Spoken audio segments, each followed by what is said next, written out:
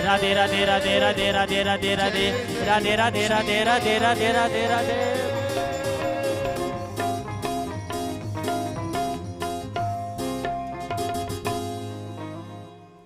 बोलिए राधा रानी की जय हो। वाह, बहुत अच्छा गाते हैं आप लोग।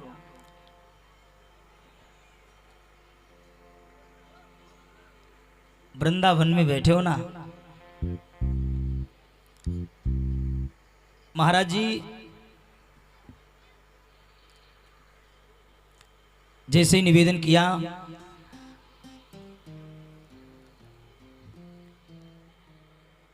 काल की विशाल वेदना ही दुख कारणी है, मृत्यु के समीप प्रतिक्षण डरता हूं मैं।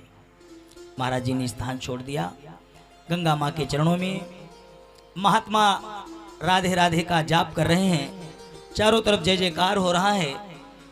क्यों? इसलिए भक्ति का प्रवाह हो रहा है।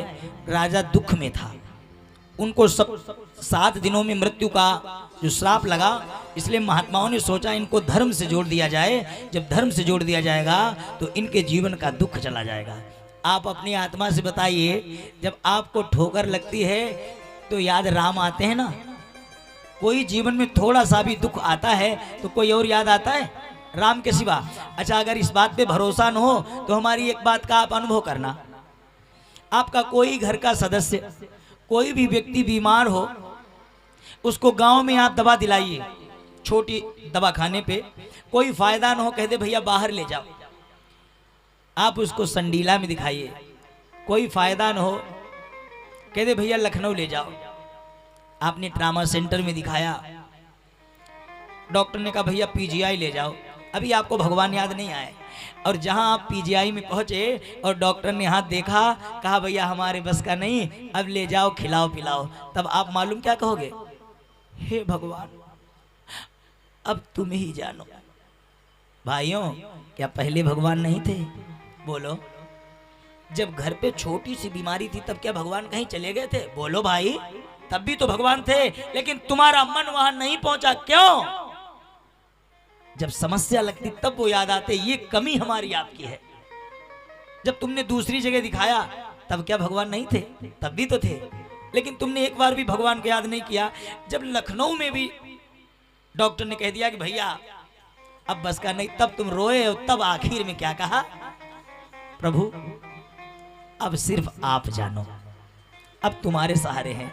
यदि घर में हल्की सी बीमारी थी, अब तब आप एक बार कह देते कि प्रभु तुम जानो, तो आपको इतना भटकना, वो तो तुम्हारे पास ही है, कहीं और थोड़े ही है। महाराज जी कहते महात्माओं, 88,000 महात्माओं के मध्य में बैठे परीक्षित जी, नेत्रबंद भगवान का पावन नाम चल रहा था। वहीं पर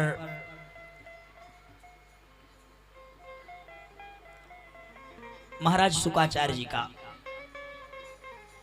जैसे ही आगमन हुआ, देवर्षि नारद, बाबा नारद ने देखा कि देश का मुख्य राजा परेशान है, हमारा उत्तरदायित्व तो है कि इसको भगवान का धाम मिले। तो बाबा नारद पहुंचे शुकाचार्य के पास, सुखदेव भगवान के पास, क्योंकि सुखदेव भगवान जो हैं वो भगवान के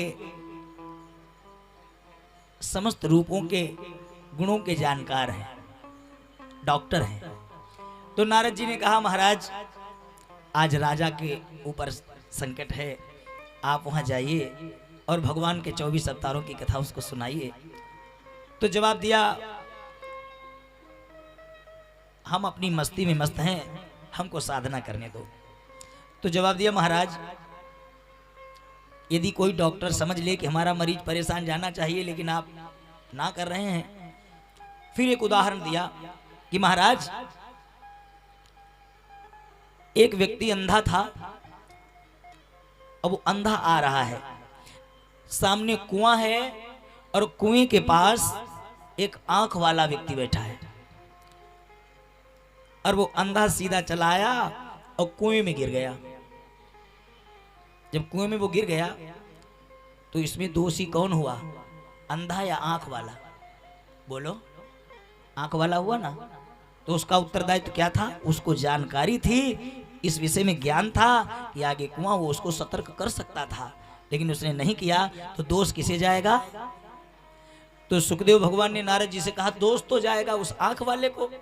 तो नारद बाबा ने उठाया बीना, बोले नारायण नारायण, अब आप जानो, अब आपका काम जाने, हम जा रहे। आप आंख वाले हो, आपको ज्ञान है और उस ज्ञान की आवश्यकता है। चल दिए, अवश्य चलेंगे। चलने लगे महाराज, और जैसे ही चले हैं, इधर शुकाचार्य जी का जैसे नाम आया, महाराज सूत जी हृदय गदगद हो गया। गुरु है ना। यम प्रव्रजंत मनुपेतमुपेत कृत्यम द्वैपायनो विरह कातर आजुहावा पुत्रेति तन्मयतया तरवोऽभिनेदुः तं सर्वभूत हृदयं मुनिमानतोष्मि। नेत्र बंद करके गुरु का स्मरण किया, गदगद हो गए। गुरु का और अपने इष्ट का यदि कहीं पे नाम आता है तो भक्त आनंदित हो जाता है, हृदय प्रफुल्लित हो गया। महाराज जैसे शुकाचार्य जी का आगमन हुआ, बड़े बड़े संत, हजार हजार वर्ष की तपस्या करने वाले उठ के खड़े हो गए। जैसे उठ के खड़े हुए, परीक्षित ने हाथ जोड़े, गुरुदेव ये बताइए, इतने बड़े बड़े हजारों वर्ष तपस्या करने वाले संत बैठे हैं, इन सब ने इस बालक को प्रणाम क्यों किया? 16 वर्षीय। तो महात्माओं ने कहा ये देखने में बालक हैं, लेकिन ज्ञान में ये बहुत बड़े हैं। पूजा व्यक्ति की नहीं होती है, पूजा व्यक्तित्व की होती है। पूजा उम्र की नहीं होती है, ज्ञान की होती है। यहाँ हमारे वो बुजुर्ग बैठे हैं जो दैनिक नियम से कथा सुनने आते हैं, एक मीटिंग भी छूटती नहीं। जो हमारी पिता के उम्र के हैं, हमारे परीक्षित जी हमारी पिता के उम्र के हैं, लेकिन हमको सम्मान देते हैं, स्नेह देते हैं, आदर देते हैं। आप लोग क्यों हमको देते हो? एक शिक्षा भी है यहाँ पर आप लोगों को। यदि आपको समाज में अपना सम्मान चाहिए, आदर चाहिए, यदि आप चाहते हैं कि हम दिनों दिन ऊंचे बढ़ें, तो आपको किससे जुड़ना होगा? राम से। किससे जुड़ना होगा? बोलो ना। अच्छा, हम यहाँ आज ऊंचे पे बैठे हैं तो किस कारण बैठे हैं? हम राम के नाम से बैठे ना। तो ये शिक्षा आपके जीवन में बहुत अमूल्य है। ऊंचे बैठने के लिए हमें आवश्यकता किसकी पड़ेगी? सब जान गए। अगर आगे बढ़ना चाहते हो तो राम से जुड़ जाओ, राम के चरण पकड़ लो। हमारा वादा है आप दिनों दिन वृद्धि की ओर रहेंगे। जैसे कि आज हम यहाँ ऊंचे पे बैठे हैं, ये स्थान आपका, ये व्यवस्था आपकी, लेकिन ऊंचे पे हम बैठे हैं क्योंकि हम राम के नाम से जुड़े हैं। और जो राम के नाम से जुड़ा होगा वह दिनों दिन आगे बढ़ेगा। सबने जब सम्मान किया तो जवाब दिया सम्मान इनका नहीं, इनके ज्ञान का हुआ है। हाथ जोड़कर कहा महाराज इतना ज्ञान इनके अंदर कहां से आया? इतनी जल्दी ये ज्ञान आया कहां से? तो बहुत अच्छा चरित्र संतों ने बताया। हम कम समय में पूरी बात बताते हैं आपको। भाई भगवान की कथा जो है ना, या अथाह सागर है। यदि कोई कहे कि 7 दिन में कथा हो जाती है, तो ये तो 7 वर्ष में भी नहीं हो पाएगी। ये 7 वर्ष अनवर्त कहते रहे, लेकिन इसका कोई पार नहीं है। ये लीलाधारी की लीला है, हम लोगों का प्रयत्न है। जवाब दिया महाराज इतना ज्ञान कहां से आया? तो जवाब दिया ये राधा रानी के शिष्य थे। महाराज सुखदेव जी जो हैं राधा रानी के शिष्य थे। राधा मैया गौलोक धाम में इनको भगवान के मंगलमय चरित्र सुनाया करती थी। रोज भगवान के श्लोक, भगवान की कथाएं, भागवत जी का अध्ययन। एक दिन राधा जी के मन में विचार आया कि हम ऐसा क्या करें जिससे हमारे कन्हैया की चर्चा गली गली, गांव गांव, घर घर, शाहपुर तक पहुंच जाए और यहाँ आए हुए दूर दूर से भक्तों तक पहुंच जाए। यहाँ 100-100 किलोमीटर के भक्त बैठे हैं। इतनी दूर दूर से आकर इस पंडाल को सजा दिया है। ये शाहपुर तपोभूमि बन गया है, जहां पर भक्त आकर के, बुजुर्ग आकर के सब बैठ जाएं, वो तपोभूमि हो जाती है। तो जवाब दिया महाराज। राधा जी ने कहा, सुखदेव, हाँ, हमारा ये आदेश है कि तुम जाओ और पृथ्वी पर हमारे कन्हैया की चर्चा घर घर तक पहुंचाओ। तो हाथ जोड़े मैया, आपके चरण छोड़ के जाने का मेरा मन नहीं करता। जो आपके चरणों में हमको आनंद है वो विश्व में और कहीं नहीं है। कहा, मैं तुम्हें आदेश देती हूं, हमारे कन्हैया की चर्चा घर घर तक पहुंचाओ। अब मां का आदेश है, कटे कैसे? ठीक है, तो उन्होंने सुख पक्षिणी के गर्भ से एक अंडे के रूप में, सुख माने होता है तोता, ये सुखदेव भगवान बैठे हैं, देख रहे हो, ये बोलते भी हैं। कल हमने इनको बुलाया था, कल दिखाएंगे बाद में बुला के।